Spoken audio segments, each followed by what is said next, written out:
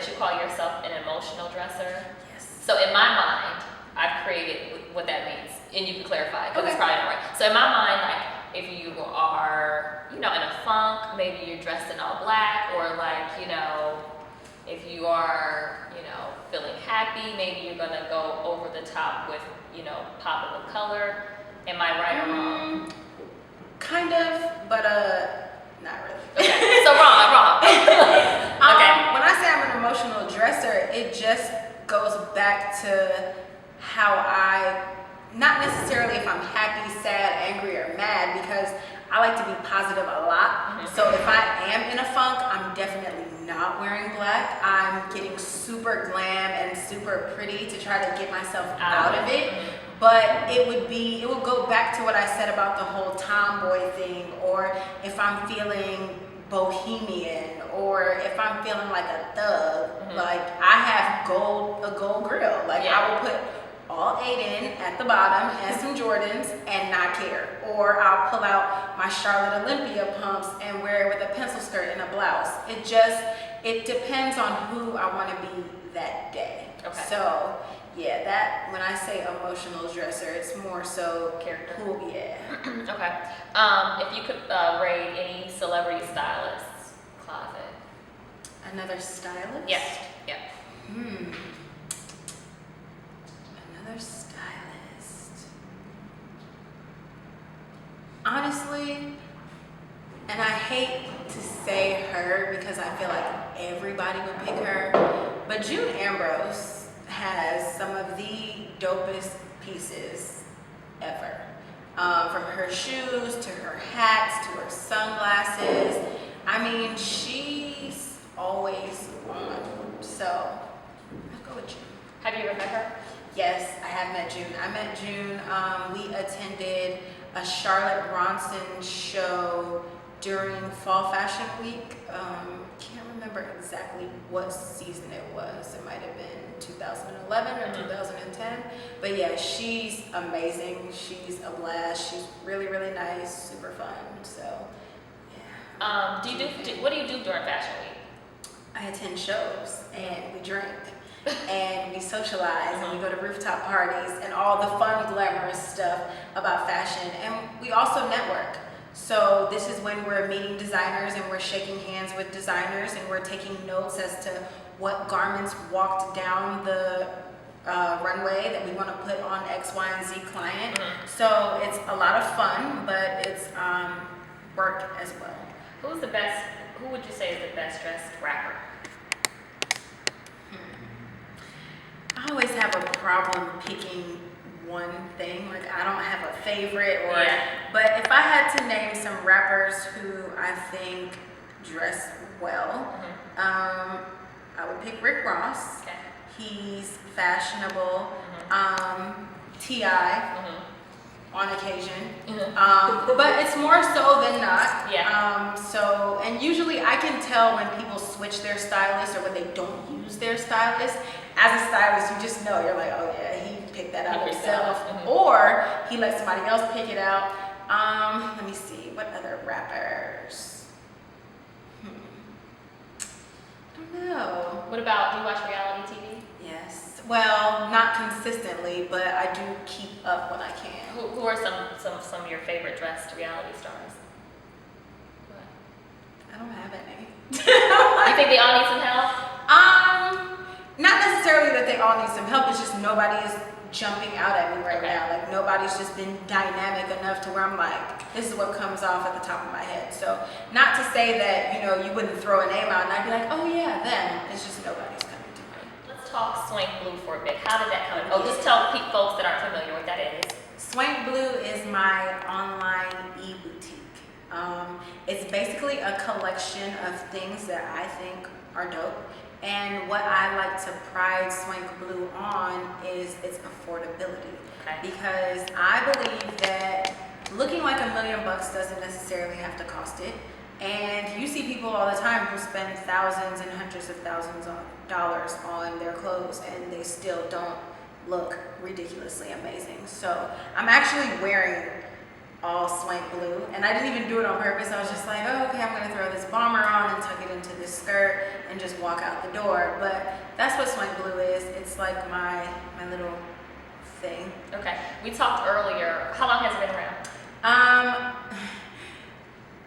I think it's going on 2.5 years now, which is crazy because I didn't start the store on purpose. I never wanted to have a boutique or anything like that, but I have this thing where every 6 months I clean out my closet. And I'm talking about whether I love it. If I haven't worn it in those 6 months, I'm giving it away.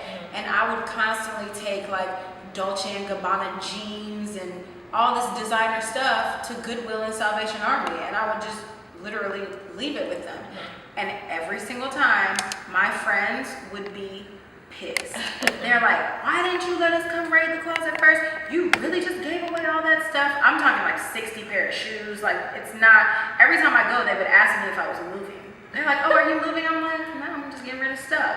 And so one night, I was like, you know what? I'm gonna photograph all this stuff on my iPhone, and anybody who wants anything, send me $10, send me $5 so I can ship it to you, and you can have it.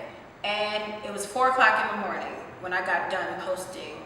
I want to say I started with like 25 things. And I woke up at 9 that morning and had $700 in my PayPal account, and everything was gone. And I was like, oh wow, people really want my stuff. But then I started getting emails. When are you putting more stuff up? We want more stuff. And I'm like, okay, well, there's more here. I'll put 25 more up. And every day I would sell out. And then it got to the point where I didn't have any more stuff that I wanted to get rid of, but people were still craving those things that I like at an affordable price. So I started buying for the store. So I would go to like vintage marts and all kind of places, and everything that I thought was interesting and affordable, I would put it up in the store. And then when I moved to LA, I started doing more of the pieces, because a lot of the pieces before were just one-off pieces. Like if it was gone, it was done. So now I incorporate a lot more of like what I'm wearing, where like we still sell limited quantities, but it might be that we only sell 20 versus we only sell 1. Okay, so gotcha. Now we talked a little bit about this earlier. Can you explain how?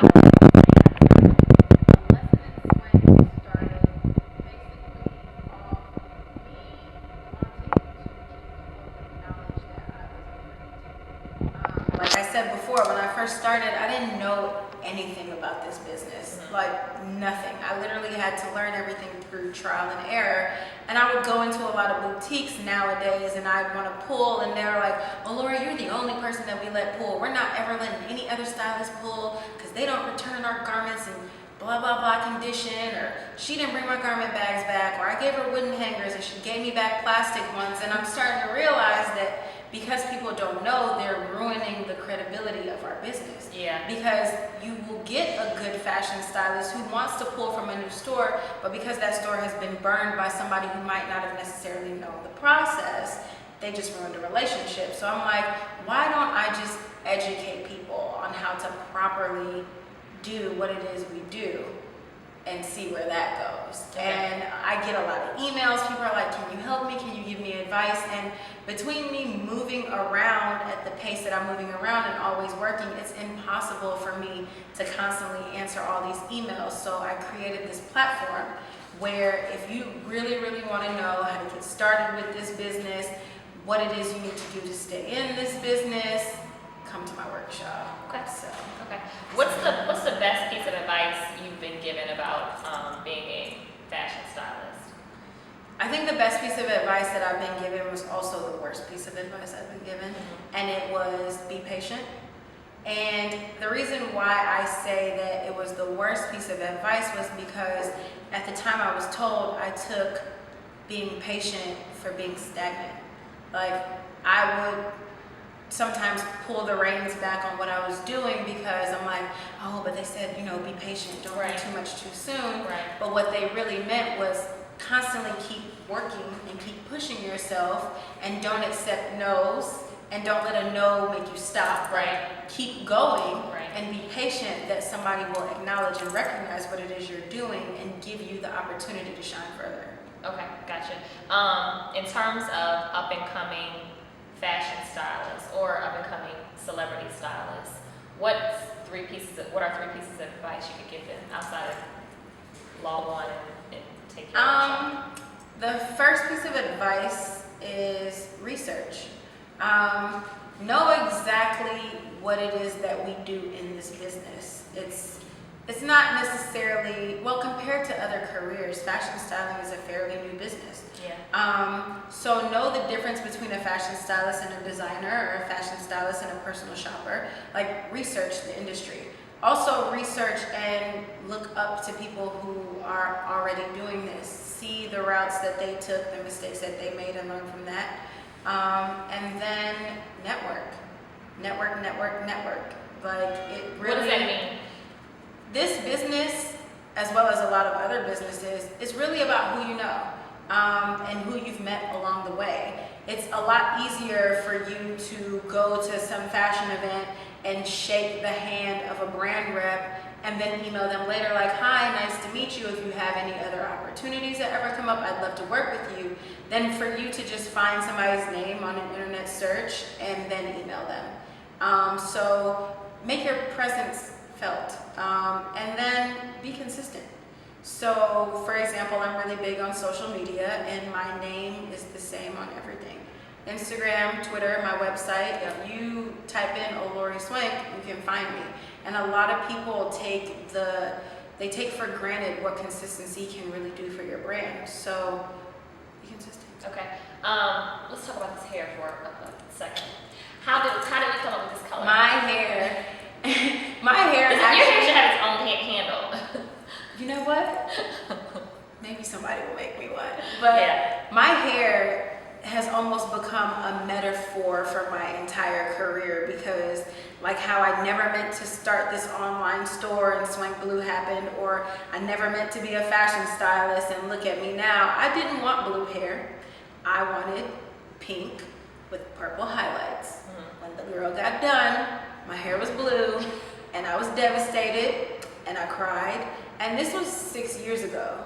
So it was at a time where I had never seen blue hair on another person.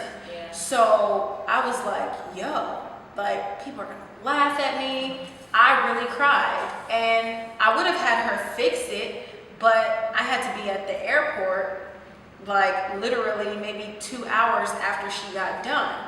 And she's like, I promise you, when you get back into town, I'll fix it for free. And I'm like, all right, fine. Cried all the way to the airport. And when I finally got to where I was going, everybody was like, oh my God, your hair is blue. We love it. And I'm like, what? Like it? And it's been blue ever since. So yeah, it was an accident. Accidental beauty. Yes, it was destined.